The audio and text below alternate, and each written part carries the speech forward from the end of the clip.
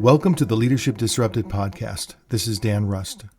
In our last episode, we focused on 20 years of research regarding employee engagement and the 10 proven engagement drivers. They are proven because they represent exactly what employees are telling us it takes to drive their engagement. And since we're hearing so much about quiet quitting these days, this seems to be particularly relevant to many leaders right now. And of course, to some degree, quiet quitting is just a different name for the same challenge leaders have been facing for years: motivating employees to engage fully in their work, to engage intellectually, emotionally, physically, and even, dare I say, spiritually. But even though this has been an issue for, probably for as long as people have been working for other people, I do think there is something unique in the air right now. The level of disengagement and the pervasiveness of low motivation, of dissatisfaction, of malaise, and often all of this is not openly expressed so that we struggle to understand it and to deal with it. Instead, we just have many employees with a pervasive feeling of blah about their jobs, and in many cases about everything else in their lives as well. Something really is happening at this moment in time. And rather than debate the root causes, many of which we've already spoken about in previous episodes, I thought that today we would just focus on what to do about it. And I'll share with you the details of an approach I refer to as loud leadership, the cure for quiet quitting. Yes, I know it's a bit of a kitschy title, and loud is actually an acronym for, I'll share that in a moment.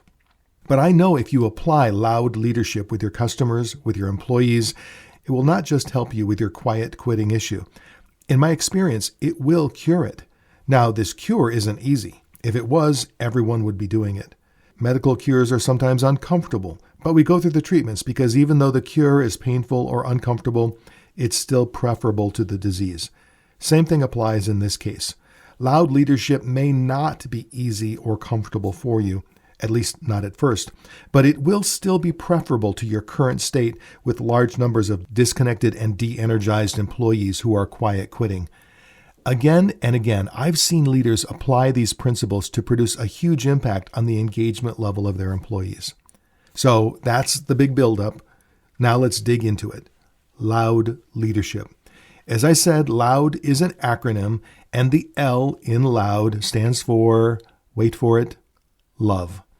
And the kind of love I'm talking about starts with a love for your clients and customers, both in a general sense, loving your customers as a concept, a group, a demographic, and in a very specific sense, loving your individual customers. Now, I know love your customer sounds a little trite, maybe a little obvious. Of course, we love our customers. But do we really? Or do we just love it when they buy something from us? Do we love selling to them? Do we love the concept of the customer, but the actual people often really annoy us, especially when they don't buy or they aren't easy to help or when they don't listen or follow instructions or in any way act in a manner that doesn't suit us? Believe me, I know the joy of complaining about an unreasonable client. It can feel very satisfying and can even be a bonding moment when you get together with colleagues and all share your customer frustrations and horror stories, just like getting together with a few of your friends and you start to talk about your spouses or partners or significant others. You rag on them a bit, make fun of them a bit, complain about them a bit. But is that really good for you or your partner or the relationship? Probably not. Years ago, I worked for a vice president of sales who had, long before she worked for the business, been one of our customers. She had experienced our products and services and our shipping issues and our customer service issues truly from the customer's perspective for many years before she worked for the business. And she had many friends who were also customers. This was one of her business superpowers because she understood our customers deeply because she and her friends were our customer. And so whenever anyone in our business meetings, the weekly marketing team meeting, the regional sales meetings, the product development meetings, the customer service team meetings, if anyone made an even slightly cynical comment about the customer or a specific individual customer, she took that personally, and she wouldn't stand for it. She would say, when you talk about our customers, It should always be with the respect and love they deserve.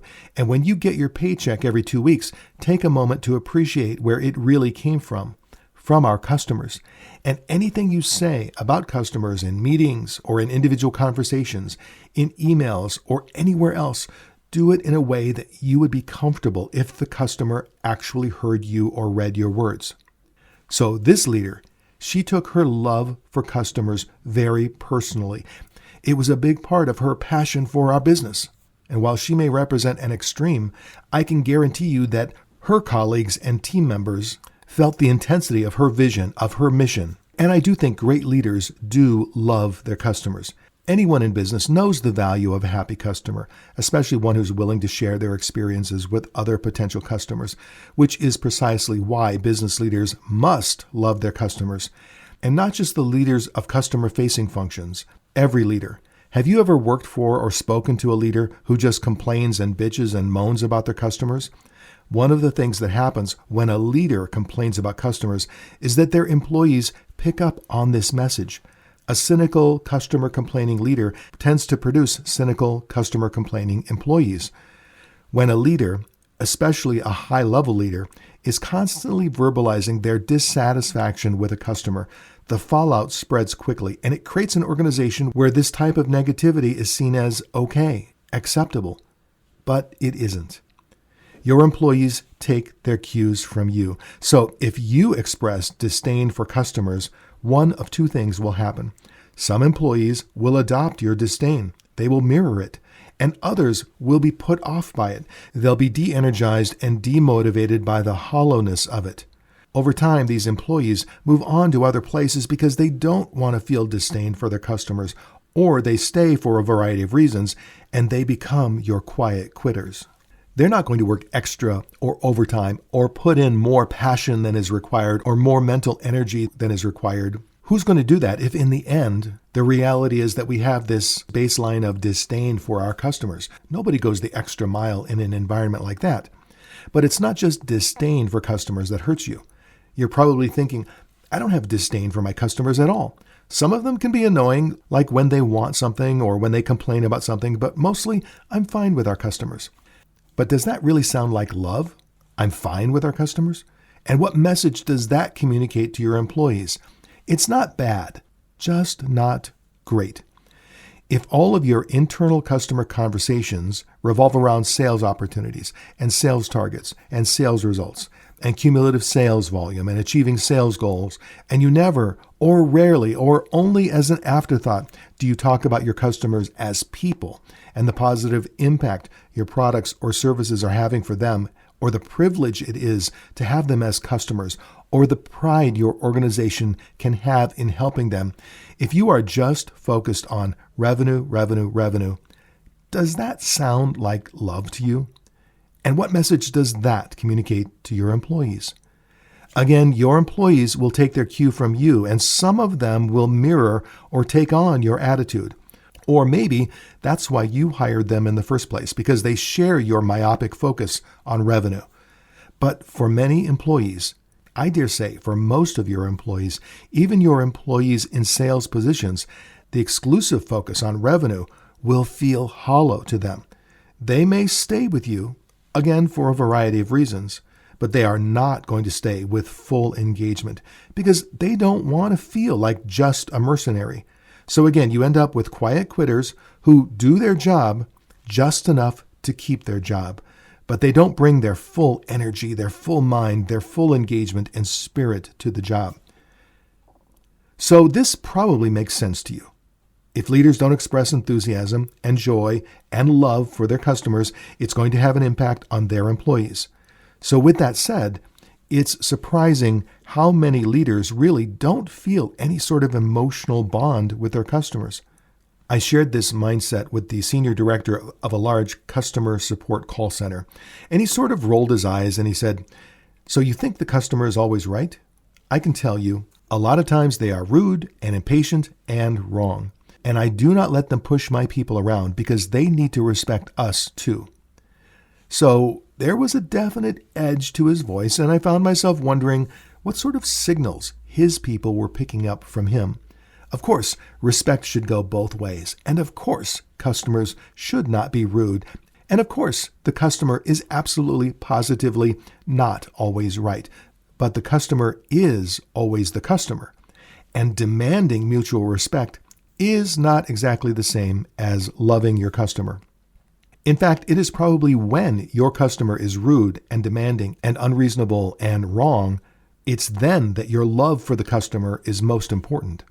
With a difficult customer or a customer who's behaving at the moment in a difficult manner, you can have a professional and kind and respectful and, yes, loving approach that doesn't just mollify or placate them. You can help the customer come to see that they are wrong, so to speak, and you can do so with kindness. Does it always work? Of course not. But I have seen over and over again that in situations with frustrated customers, the vast majority of the time, a truly friendly, respectful, and loving approach wins the day. So the point here is not to give you a lecture on customer centricity. It is that starting at the very top of the organization, leadership creates the customer-facing culture. And that culture can be customer-oriented, a culture of loving the customer, or it can be something else. And if it is something else, it is very likely contributing to your quiet quitting challenge. Whether you call it compassion, or kindness, or respect, love for customers is key to setting your organization apart and inspiring the full engagement of your employees. If your primary purpose is to make your customers' lives better, then you'll love and care about your customers. Your policies, actions, products, and decisions will be centered around your customers, and your employees will be energized and inspired to fully engage in the same mission, making your customers' lives better.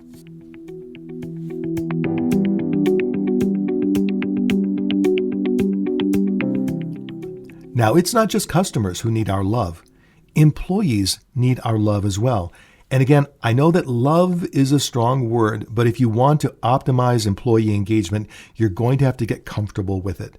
Simply put, employees want a leader who makes them feel important, a leader who respects them, who values them, who engages with them. And you can pick a different word if you want to, but I think the best word is love. And it's not that hard. Here are some easy peasy ways for leaders to demonstrate their love and appreciation for employees. Number one, just get to know them personally. Go beyond the customary hellos, good mornings, and how are yous. Get to know their real selves. It might seem hard when your team is too big, but you can always try. Make an effort to know about their family, their spouses, their aspirations and career plans. Making this effort will help you understand them in a somewhat personal manner. Now, many leaders will tell me that they agree with this as a concept, but in reality, they just don't have the time to know their employees this well. But think about that for a moment. Let that set in. Essentially, they're saying to me, I don't have the time to really get to know my employees, and yet I'm perplexed that they're not as engaged as I would like them to be. If you've ever been in a personal relationship where one party just didn't have the time to be fully attentive to the other person, but they wanted the other person to be fully attentive, does that ever work long term? I don't think so. And so if you decide to make an effort to get to know your employees more personally, don't try to do it all at once. First, that will feel awkward and artificial. And second, you'll get a huge download from them about their personal lives and then feel done. Mission accomplished.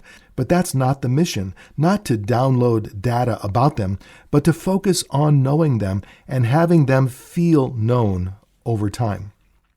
The second point is to offer help whenever possible.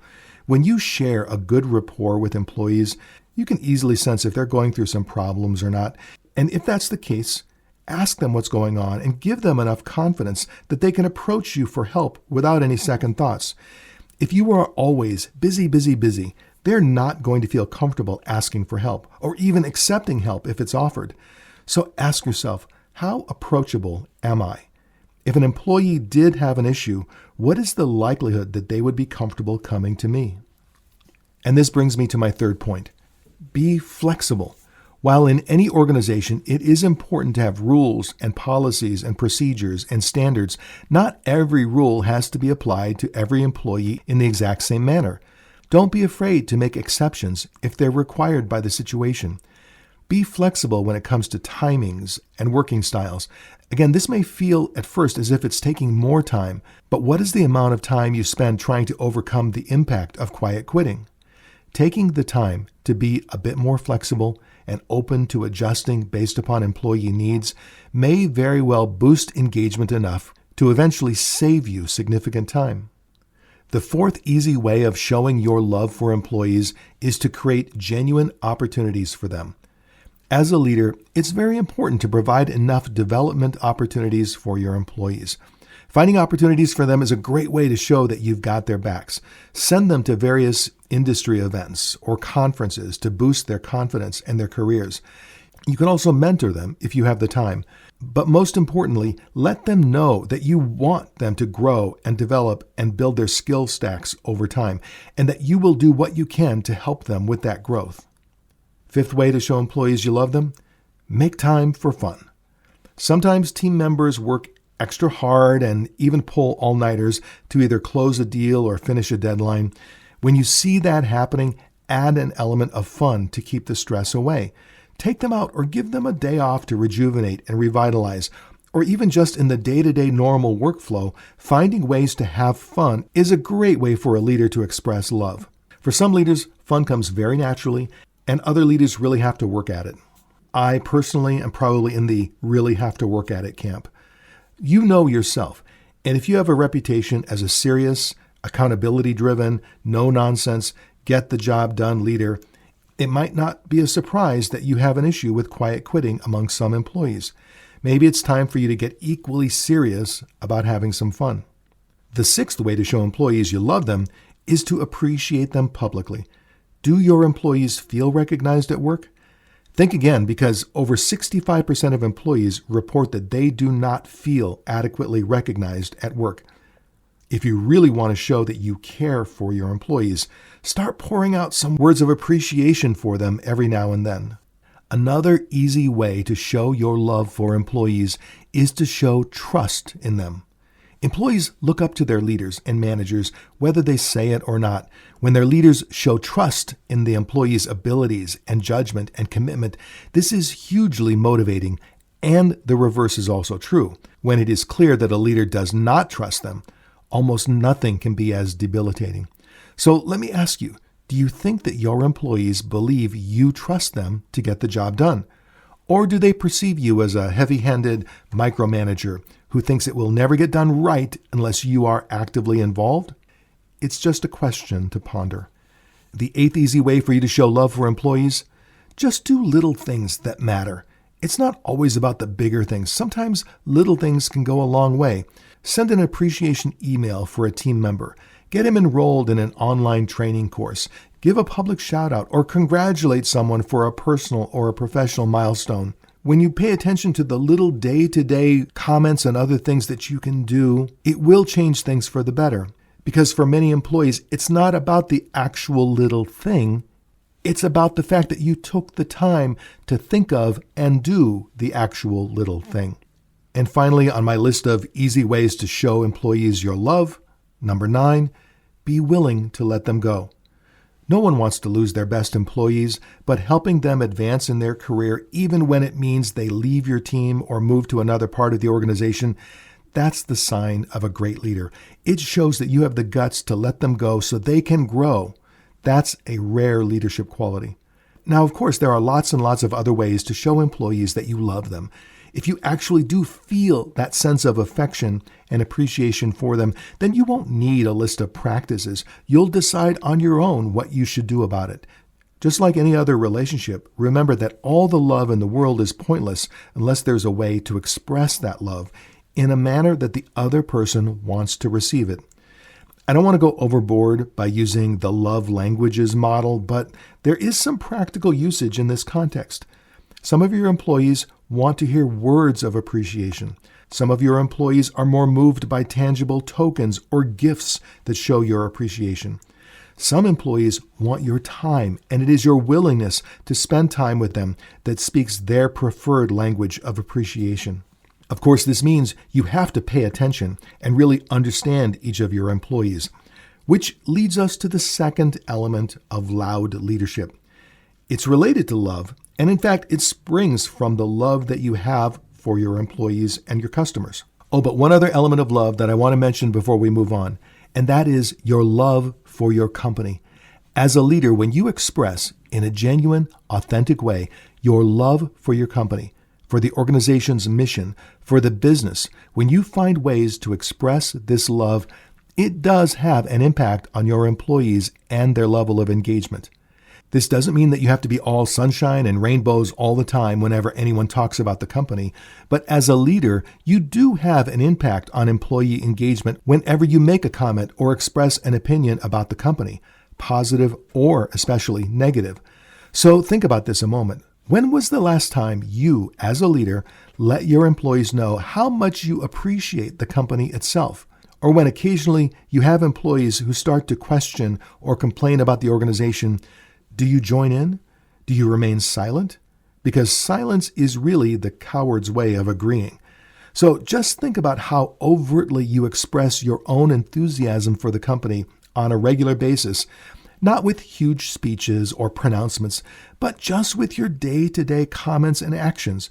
If you can find ways to be a little more overt and proactive in your expression of affection for the company, again, it has to be real and reasonable, but over time, this is one of the ways a leader can have a positive impact on employee engagement.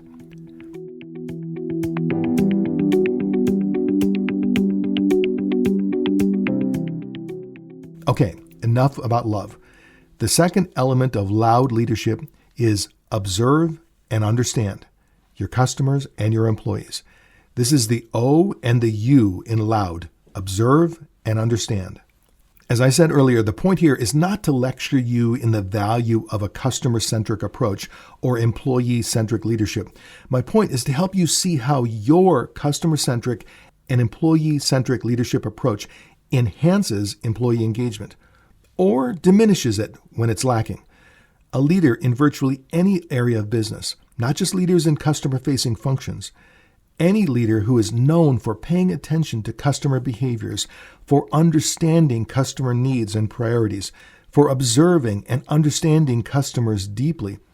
Employees who work for those leaders tend to be more motivated and engaged because the mission to improve the lives of customers feels more real when it comes from a leader who clearly studies their customers, a leader who perhaps has friends and family members who are customers, a leader who works to keep his or her finger on the pulse of the customer. These are the leaders who inspire employees to engage more fully. A quality control leader who's following up on a product quality issue and tries to get the attention of his team by highlighting how the quality metrics were missed, that same leader is going to be much more impactful if he communicates the quality issue in terms of its impact on customers, how customers will react, and how this will drive the behavior of customers based on what we've observed, what we know, and what we understand about them. A leader who's reviewing the impact of a marketing campaign with her team will probably cover some key metrics, but the more she can communicate those metrics in terms of actual customer behaviors and actions based upon observation and a deep understanding of the customer, this leader will have a greater positive impact on employee engagement. So being known as a leader who loves your customers, who observes and understands your customers, this is the kind of leader who inspires greater employee engagement. Being a leader who loves your employees, who observes and understands your employees. Again, this is the kind of leader who inspires greater employee engagement. So a little more about observe and understand. When you're really paying attention to your customers and especially to your employees, you develop over time a baseline expectation or understanding of their typical behavior. So when you notice that an employee is starting to share less in meetings than they have in the past, or perhaps share more, speak up more, express their opinion in different ways, really any significant change in an employee's behavior can be a tell to indicate that something is going on with them. And reading those employee tells, just like playing the actual game of poker, is as much an art as it is a science. Some leaders get so focused on tasks and projects and to-do items and KPIs and OKRs and all the stuff that needs to be done, plus budgets and data and timelines and statistics and metrics. All of that is important. But along with all of that, it is important for a leader to observe their people, pay attention to their customers, and always seek to deeply understand their employees and customers. These types of leaders attend to the people with whom they work, the customers to whom they provide value in products and services. And this type of leader who attends to the people in the business, this type of leader drives high employee engagement. And this isn't just an opinion.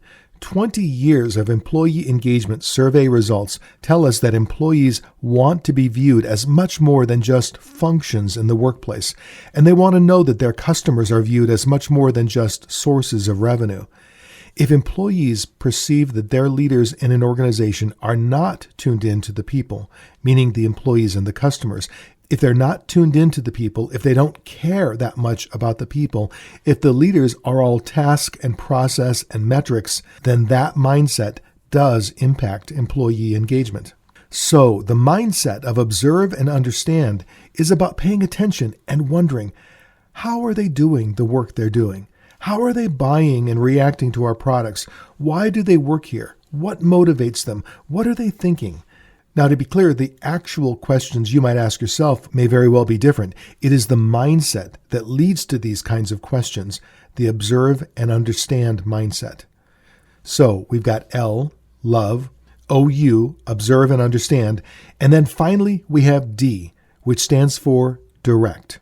Because you are a leader, people do expect you to lead. Of course, they hope you'll lead with love and with the knowledgeable empathy you've gained from observing and understanding, but they do instinctively want you to lead, to make decisions, to set direction.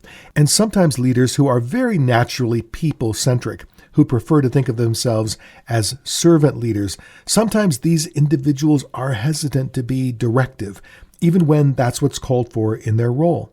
So don't be afraid to give direction, to provide coaching, to make decisions, to give guidance when needed. Again, this is what employees are looking for from a great leader, and this is what drives greater employee engagement. For many employees, when it feels as if a leader doesn't have the courage to lead, or the competence, or maybe the engagement to lead, if a leader is not engaged enough to know when and how to provide direction, then that again is going to drive employee disengagement. So that is the essence of loud leadership. Love, observe and understand, direct. Get those things right, and you will have an impact on the engagement of your employees.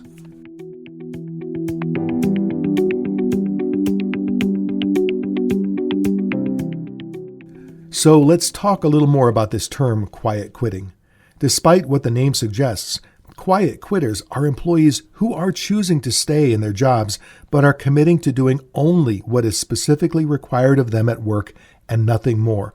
For example, they may work only their contracted hours and refuse to take on any additional tasks without compensation. Many of these employees will tell you that they are working to live as opposed to living to work. And this is by no means a new or novel perspective, but this outlook has undoubtedly become more widespread as a result of all sorts of factors, which we have certainly discussed on previous podcasts. But whatever the root causes, many employees have made the conscious decision to reduce the importance they attach to their work lives in favor of family, friends, and their mental as well as their physical well-being. Some are calling this the Great Realignment, in which workers worldwide have reevaluated their relationship with work, and many of them will argue that this has been a long time coming, with many employees who in the past might have been the most hard-charging, motivated, hard-working proponents of hustle culture. Many of these employees have ended up experiencing burnout and poor mental health, and for some, no matter how hard they worked, they never seemed to really get ahead.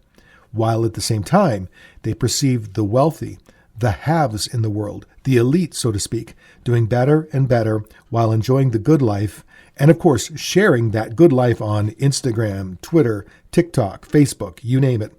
Now, I'm not arguing that this perspective is correct or accurate or even healthy. It probably isn't, but it is the perspective that often leads employees to malaise and disengagement. A recent survey indicated that 60% of employees today feel disengaged in their workplace, and traditional tactics that are used to build a lively, inclusive, and social workplace culture are simply not cutting it. Employers have to think innovatively to create and introduce policies and incentives and leadership approaches that sufficiently re-engage their workforce and prevent them from quiet quitting. Loud leadership may not be the whole answer for your organization, but I'm betting it can be a part of the answer. The Harvard Business Review recently reported that quiet quitters engage in such behaviors as a response to feeling undervalued and unappreciated at work. Evidence shows that employees are still willing to go the extra mile at work, but only for businesses and leaders who they trust and respect, and crucially, who they feel trust and respect them. Interestingly, managers play an especially significant role in this regard, with the most effective managers having approximately 30 to 40% fewer quiet quitters on their teams compared to the least effective leaders.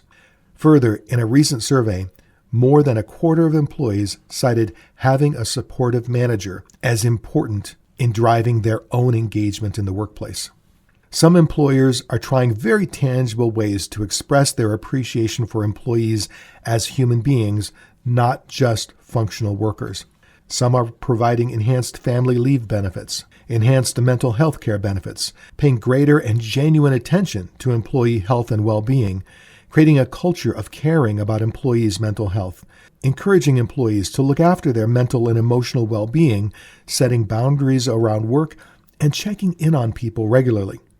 As a leader, it should be on you to make sure that workloads are realistic so your employees aren't drowning. Make sure that you have realistic expectations, that you establish boundaries, that you don't overload anyone to the point of burnout, and check in with them regularly to ensure their workload is appropriate. Talk to your employees about their career paths and their ultimate goals. Show them you care about their future success, not just as an employee, but as a person.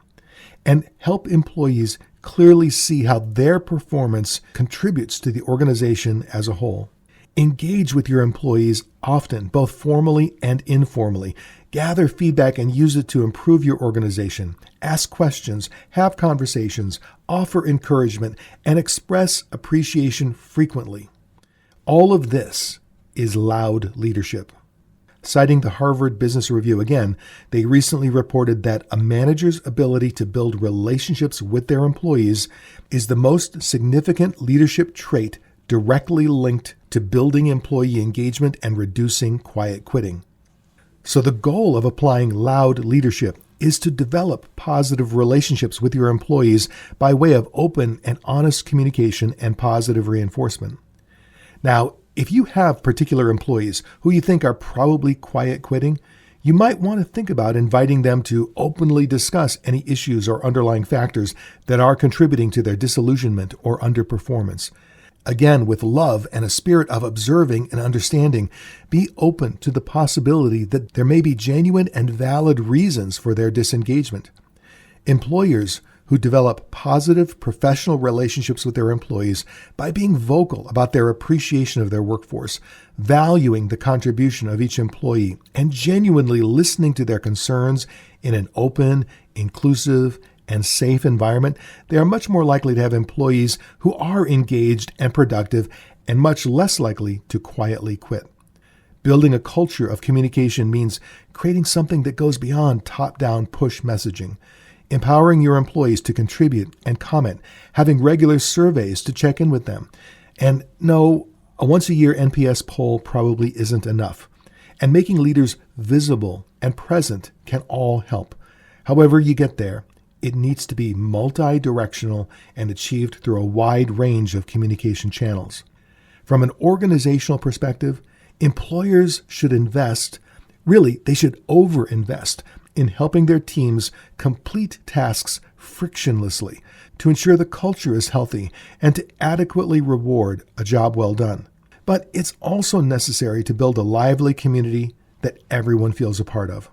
In return, those employees who do feel silently disengaged, they may reappraise and recognize the efforts made to listen and rebalance work with life. With better channels available for them to speak, one hopes that they too will want to reestablish a meaningful connection and become more fully engaged in their work environment. That certainly doesn't mean going back to working till burnout. It just means reopening the channels that quiet quitting suggests have shut down. Another recent study found that companies can address quiet quitting among employees by ensuring that they are able to spend time with other people who identify positively with the company. Other people who have a genuine enthusiasm for the company, or dare I say, a love for the company. And especially if those other people are recognized leaders within the company, it seems that merely spending time with these people, not necessarily talking about issues or doing anything directly related to creating engagement, not team building exercises, nothing at all, just spending time and being in the positive presence of leaders who have a genuine positive attitude about the company and who have a genuine respect and love for their employees. That time spent was the primary factor determining the positive engagement level of other employees. So my ultimate point here is that if you are wondering what to do about quiet quitting, as a leader, I suggest that you start with yourself. Work on yourself and find ways to express your loud leadership. Okay, that's all for today. Next week, we're going to focus on how you as a leader can develop the resilience needed to navigate change and, probably more importantly, how you can help others in your organization develop that same resilience. Whatever podcast app you're using to listen to this program, obviously, I hope you'll like and share and subscribe to this podcast to be notified when new episodes get posted every Tuesday. And in future shows, I'm going to invite leaders who have practical, real-world advice to share.